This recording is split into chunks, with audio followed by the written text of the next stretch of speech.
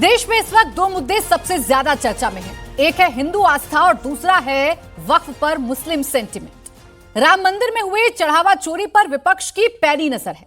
SIT की जांच कहां तक पहुंची, किसको पकड़ा गया, किसको छोड़ा गया, इस पर हर दिन विपक्ष अपडेट मांगता है। जवाब योगी आदित्यनाथ देते हैं। कभी समाजवादी पार्टी का इतिहास बताते हैं, कभी कांग्रेस का बैकग्राउंड याद दिलाते हैं। राम मंदिर चढ़ावा चोरी मामले के सामने आने के बाद से पॉलिटिक्स पूरी तरह से सनातन पर सेंट्रिक हो गई है। अखिलेश यादव कह रहे हैं कि जो सनातन है वही समाजवाद है। केजरीवाल कहते हैं कि दुनिया की सबसे सच्ची सनातनी पार्टी आम आदमी पार्टी है। कांग्रेस पार्टी बीजेपी पर सनातनियों की आस्था पर चोट करने का आरोप लगा रही है। जब पूरी सियासत का फोकस सनातन पर है, तब योगी सरकार की तैयारी नए वक्फ बोर्ड बनाने की है। जैसे मध्य प्रदेश में नियम बने हैं, वैसा ही यूपी में करने का प्लान है। यूपी वक्फ बोर्ड में 2 मेंबर्स गैर मुस्लिम होंगे। पसमानदा मुसलमान और महिलाओं को भी जगह दी जाएगी। इस बात से समाजवादी पार्टी से लेकर एआईएमआईएम तक खफा है। आर पार की चेतावनी दी जा रही है। ऐसे में 27 से पहले माहौल टाइट है। सवाल है कि क्या फिर से हिंदू मुसलमान करने की तैयारी है और 27 का चुनाव क्या इसी पिच पर लड़ने की तैयारी है? आज इसी पर करेंगे मुकाबला। पहले आपको सुनवाते हैं मुख्यमंत्री योगी आदित्यनाथ का बयान। मनसा साफ हो तो कार्य अपने आप होते हैं। नीति स्पष्ट हो तो नियंता अपने आप सपोर्ट करता है, सहयोग करता है।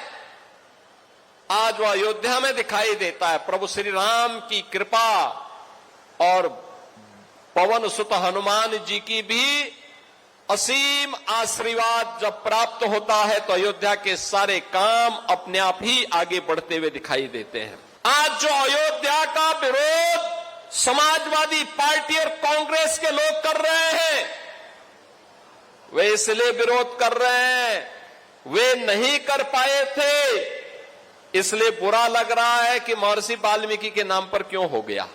जिसको तुम कब्जा करवा रहे थे, वक्फ के नाम पर कब्जा करवा रहे थे, उस श्रृंगवेरपुर को डबल इंजन की भारतीय जनता पार्टी की सरकार ने आज सुंदरीकरण की नई मुहिम तक, नई ऊंचाई तक पहुंचाया है। अब यही अंतर है। आज समाजवादी पार्टी और कांग्रेस के लोगों ने मंदिर निर्माण में बाधा खड़ी की, राम के नाम पर प्रश्न खड़ा करने का प्रयास किया, राम भक्तों पर गोलियां चलाए, अयोध्या के नाम पे पहचान का संकट खड़ा किया। ये डबल इंजन की सरकार आई, भगवान राम का भव्य मंदिर का निर्माण हो गया, कोई रोक नहीं पाया। आज आस्था आती है, लाखों लोग अयोध्या आते हैं, अभिभूत होकर के जाते हैं।